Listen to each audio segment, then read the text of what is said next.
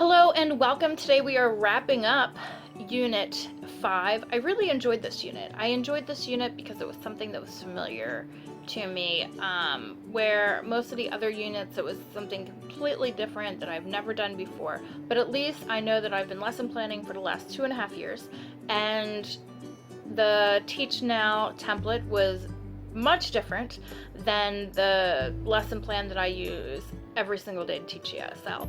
So it also allowed me to think out of my comfort zone and take something that I'm interested and passionate about. So I was able to take the 5th grade standard for media arts. I was able to unpack my standard, then use backwards design to create 3 lessons. And within the 3 lessons, we created a unit plan.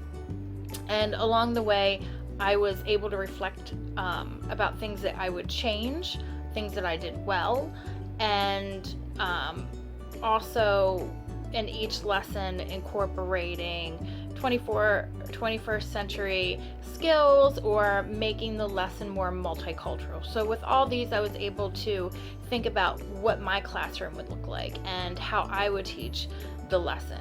So let's go ahead and get to it.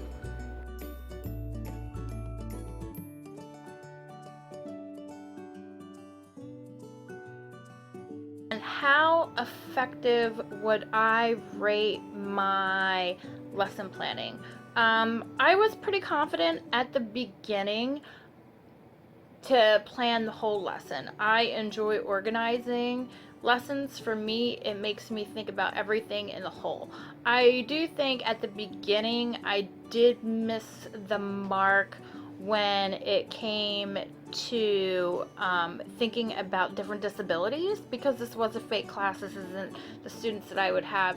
So I would say I missed the mark a little bit. There were things that I would change. So, but overall, I was happy and surprised with my result the first time that I attempted to make a unit lesson. So I'd probably give myself, on a scale of 1 to 10, I'd give myself a 7.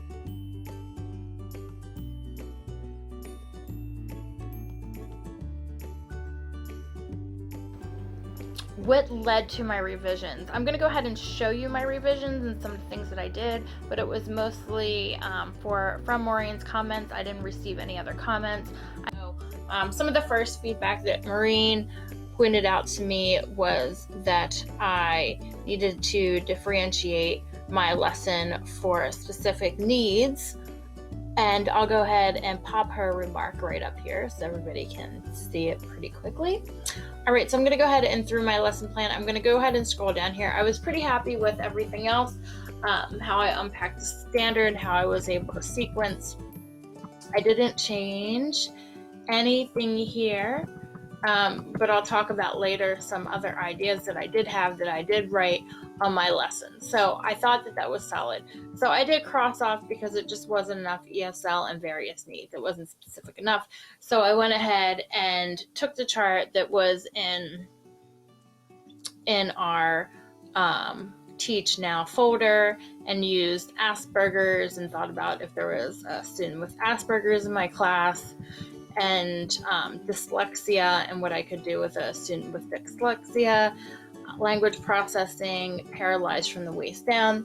And paralyzed from the waist down was really important for me because being a media arts student myself, through elementary school through high school, there was actually many wheelchair bound students, and it really made me think about how gifted and talented they were at the art, but really thought about where the wheelchair had to be placed. They really needed their space, clear pathways, and how, even though they're wheelchair bound, that you don't want to treat them any different than they already are. And anytime you have a chance to come to their level face to face and talk to them, that is important as well.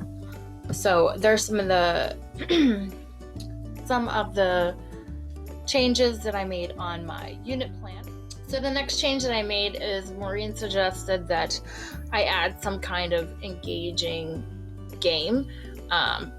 Although I think that I was there when it came to 21st century skills and collaborative work that I did need to add some games. And first, my rationalization for not adding games is because when I looked at all of the media art standards together, most of the lessons were very game based driven. So I think that's why I didn't have as many games, because I'm the first one that really enjoys creating and have engaging students in games. So I took out the reflective journal sentence or remark, and instead I gave the students a little bit less time, which I feel that the students could finish within 25 minutes because everything on the wiki page is laid out, and it is only 3 questions, and we are assuming that the students already have prior wiki knowledge and how to upload. So we're assuming they know how to do everything. So I added a formative assessment game where the students will go ahead and play a PowerPoint Jeopardy game, which is more engaging. So I went ahead and crossed off the reflective journal essay, which was for homework, and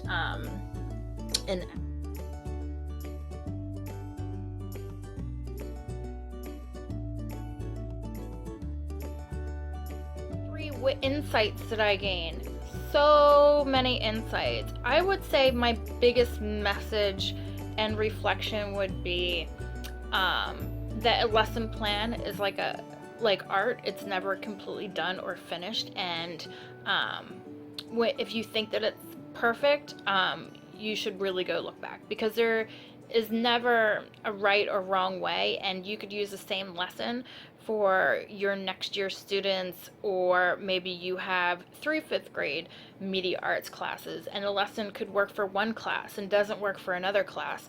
So you would always need ways to think about the students that are in your class. So now I'm going to go ahead and show you how I gained insight with creating my lessons. All right, for me, the biggest insight was to first unpack a standard. I think foremost, unpacking your standard and then backwards mapping. I think once you know where you're going at the end and working backwards, everything completely falls into place. So I think unpacking a standard first and then backwards mapping, and then with that you can find your objectives. And then once those 3 elements are put into place, everything else is just making your lessons more rich and in detailed. So one of the biggest insights that I got is when we were asked to make our lessons more multicultural. So I actually took my first lesson and changed it around a bit.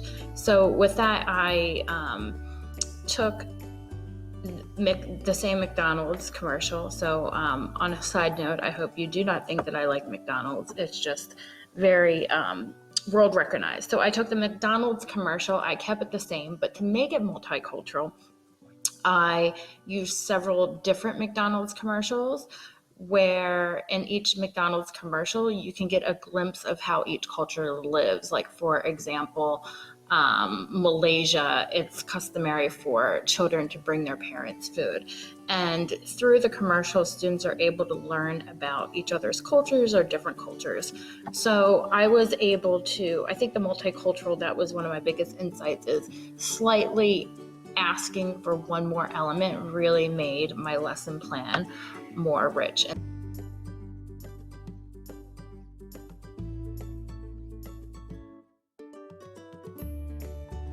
Number 4, what part of my lesson plan became the most critical to implement? I would say after I did a lot of research on media arts and how we as educators can not just say that we are teaching Photoshop, or not saying that we're teaching how to edit a video, but the just use those tools and applications as more of a vessel. So for me, it was the most important part was staying true to my objectives, because I think in any art, whether you're painting or you're dancing, I think really with the National Core Art Standards, they want you to use your art as a vessel to get to your objective. So for me, it was talking about media literacy.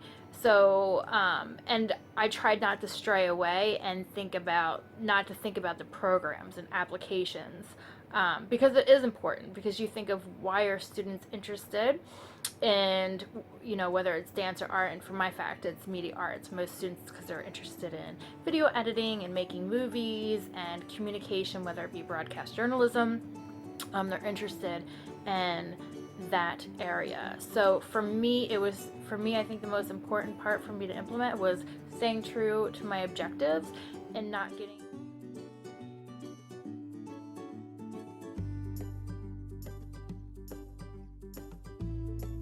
I do think when you are a special elective teacher, especially at a magnet school, and that was really where my unit plan was going for, a magnet school, performing arts school, students that were really interested in this subject.